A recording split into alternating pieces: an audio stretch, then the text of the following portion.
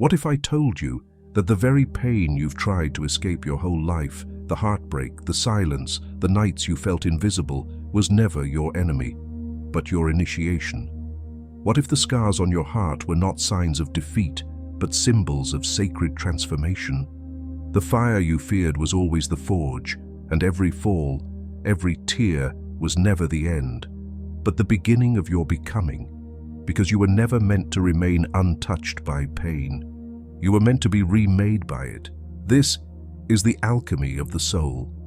Welcome to Inner Empowerment, a place where timeless wisdom gently meets the light within you. If these words resonate with the quiet truth of your heart, then please subscribe to our channel and continue this sacred journey alongside us.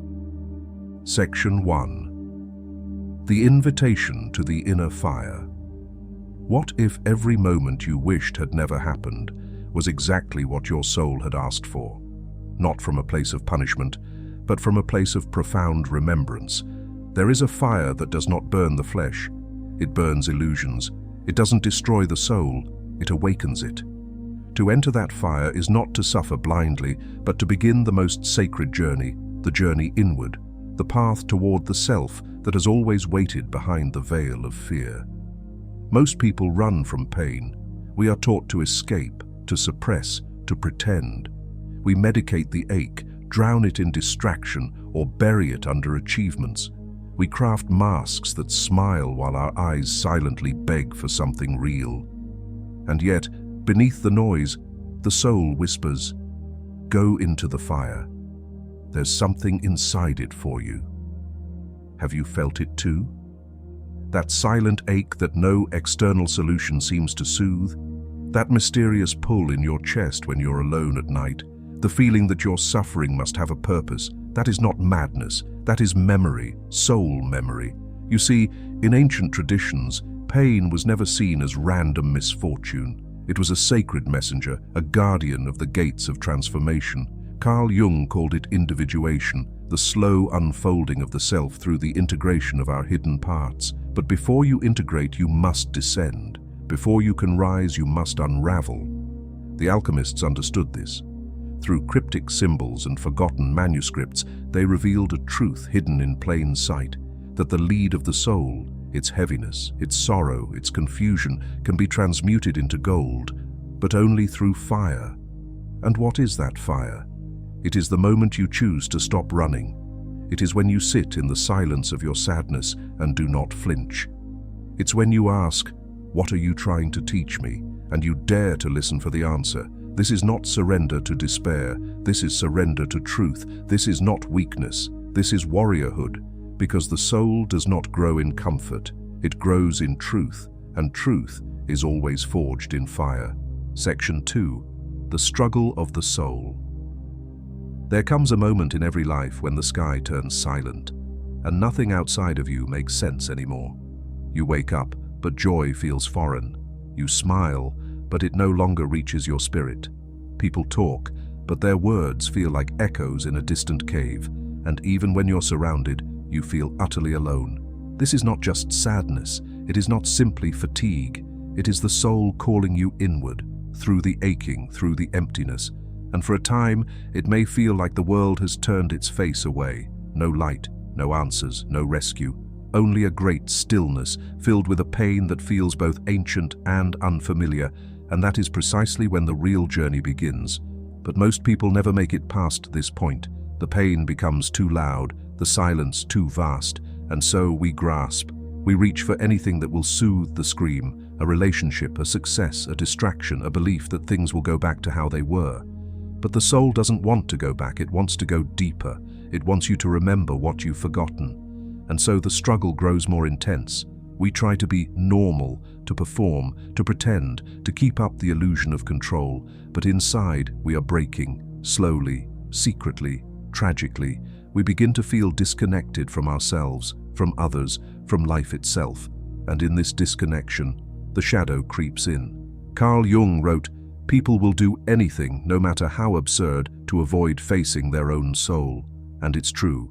We avoid the mirror, because if we truly looked, We'd have to confront all the parts of us we've disowned, the grief we never processed, the anger we swallowed, the guilt we carried like chains, the wounds we covered in silence, the dreams we buried beneath fear. The struggle is not against the world, it is against the self we abandoned. We fear the descent, we fear becoming undone. But something sacred happens in the undoing, because in the depth of this darkness, where logic fails and the heart aches, the old self begins to loosen, the persona begins to tremble, the mask starts to crack, and the soul begins to breathe again. It doesn't happen with thunder, it happens in a whisper, the whisper that says, "This pain is not here to punish me, it's here to purify me." And that changes everything, because once you stop resisting the darkness, you begin to see what lives inside it. And it is not death, it is birth, the painful, holy, beautiful birth of the self. Section 3. The Ancient Truth Alchemist Within. There are truths so old, so sacred, they are not written in books but carved into the silence of the soul. Long before language, long before science, mystics and seers spoke of a fire within, a divine process through which the soul transforms itself not in comfort but in chaos, not by running from darkness, but by walking into it with open eyes and a surrendered heart. This process was never meant to be rushed. It unfolds like night before dawn, like iron in the furnace. First, everything falls apart. The image, the illusion, the life you thought was yours. This is the blackening, the sacred unraveling, a descent that feels like death, but is actually a secret preparation. For what? For becoming. The ancient alchemists, those guardians of hidden knowledge, described it in their own way. The lead of the soul must pass through fire, dissolve, and be remade. First, the darkening, the chaos, the grief, the hollow ache. Then the purification, the clearing of all that is false. And finally, the illumination, the rising, the integration of light and shadow into a golden wholeness. They weren't speaking of metals. They were speaking of you. You who have felt the world collapse inside you. You who have wandered through the storm of confusion. You who now stand at the edge of something ancient and terrifying and beautiful. You are the vessel, and the transformation you seek has already begun. This fire you feel is not punishment. It is refinement. This ache in your chest is not weakness. It is the pressure of birth, the patterns you repeat, the dreams that haunt you, the pain that never left. They are not flaws. They are sacred ingredients. They are messages from the deeper self, wrapped in symbols, emotions, and silence. There is an intelligence beneath the surface of your suffering. It doesn't speak in logic. It speaks in dreams, in visions, in moments of stillness, when your heart cracks open and something ancient stirs. You are being called inward, not to fix yourself, but to remember yourself. And this remembering is not passive, it is alchemical. Your sorrow is sacred material. Your shadow is not the enemy. It is the forgotten twin of your light. You are not here to escape the fire. You are here to become it. Section 4. The Inner Transformation. There comes a moment when the fire that once scorched begins to warm you, when the darkness you feared becomes the silence you cherish, when you stop asking, "Why is this happening to me?" and start whispering, "What is this awakening within me?" This is the moment of inner transformation, not loud or theatrical, but quiet and undeniable. A shift beneath the surface, a breath where there once was panic, a softness in the heart where only sorrow lived before. Something inside you has survived the descent, something golden, something eternal. It's not about becoming someone new. That was never the truth. The real miracle is remembering who you were before the world told you who to be, before trauma etched false stories into your skin, before fear made you shrink and shame made you hide. Transformation is not becoming, it is returning. Returning to essence, to presence, to your sacred rhythm, not polished, not perfect, but whole.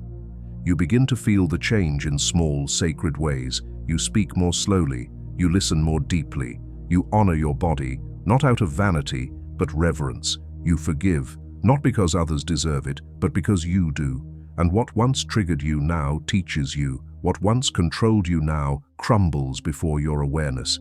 This is the gold that was hidden in the fire. Not fame, not power, not applause, but truth. peace, alignment with the divine. As your soul integrates its lost parts, your presence begins to change. People may feel it without knowing why. The light in your eyes, the stillness in your voice, the way you move through chaos like water instead of fear. Not because life got easier, but because you got real. You no longer seek to avoid the wound. You sit with it, cradle it, honor it like an old friend. You understand now. The wound was never your enemy. It was your womb, the place where the future you was being formed in silence. You realized that every step, every tear, every breakdown was holy, that the fall wasn't a failure, it was the descent into sacred soil. And from that soil, something radiant begins to rise, not perfect, not untouched, but embodied, aware, grounded, lit from within. This is the transformation. Not flashy, not performative, but rooted in soul. You have walked through your night, and now you carry the sunrise in your chest. Section 5. The higher perspective. There is a wisdom so vast, so ancient, it weaves through every experience you've ever had. Every joy, every ache, every silence. It is not a wisdom found in words, but in the fabric of life itself. And when the soul begins to rise from the fire, it doesn't just heal, it begins to see. You begin to understand that nothing was wasted. Not a single heartbreak, not a single night of despair, not a single tear that slipped silently into your pillow.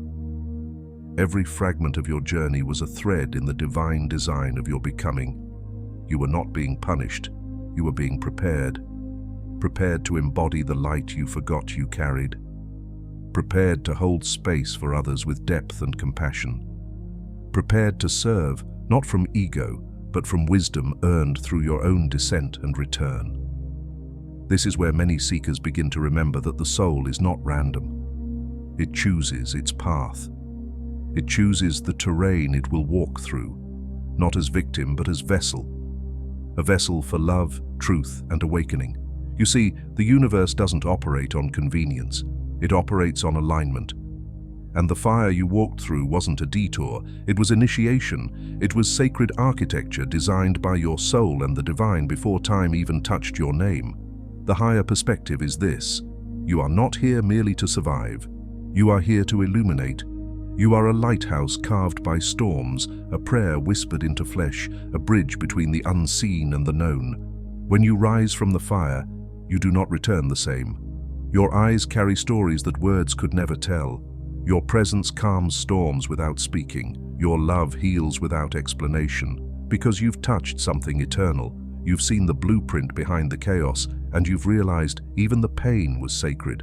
Not because it was easy, not because it was fair, but because it awakened something immortal in you. This higher perspective is not a belief, it is a knowing that you are more than your past, more than your wounds, more than your name. You are a soul in motion, remembering its original shape, its divine rhythm. And in this remembering, you begin to live differently, not chasing light, but being it, not fearing darkness, but understanding it, not clinging to control, but surrendering to wisdom. This is the alchemy fulfilled, when the soul, no longer bound by illusion, becomes a vessel of presence, of healing, of divine will. You are not who you were. You are who you were always meant to be. Section 6. The final message. You've walked through fire, not to be destroyed, but to be revealed. You've descended into darkness, not to be buried, but to be born again in the arms of truth. Now, as the ash settles and silence returns, you stand on the other side, not as the person who began this journey, but as the soul who chose to walk it. And in this stillness, in this breathless place between worlds, something becomes clear. You were never broken. You were becoming. Slowly, powerfully, divinely. The pain, the chaos, the loss. They were not curses. They were sacred invitations, each one a knock on the door of your becoming, each one designed not to ruin you, but to refine you. And now, here you are. You've felt the heat. You've stood in the silence where old identities died. You've faced the mirror and touched the parts you once feared. And you've seen the light flicker behind your own eyes again. Do you feel it now? That quiet power beneath your skin. That calm that no longer depends on the world behaving. that softness in your chest that wasn't there before. That is you, the real you, the one who was always there beneath the roles, the wounds, the walls, the flame that survived the storm, the soul that remembered its own name. You are not waiting for healing anymore. You are the healing. You are not chasing the light. You are the light. And your very presence, your breath, your truth, your being is now a gift to others. Not because you have all the answers, but because you've walked through the questions and dared to stay awake. You hold sacred medicine now, the kind that can't be taught, only lived, the kind that others will feel in your presence, even if they don't understand why. You've become a living temple, a mirror for others to remember their own journey, and a reminder that the fire was never the enemy, it was the doorway. So take this new self, soft, strong, awakened, and walk gently in the world. Not above it, not apart from it, but within it, as a flame that knows it cannot be extinguished. You carry gold now, not in your hands, but in your gaze, your words, your way of being. And wherever you go from here, may others catch fire in your light. Because the final alchemy is this: you were never meant to find the flame. You were always meant to realize you are it.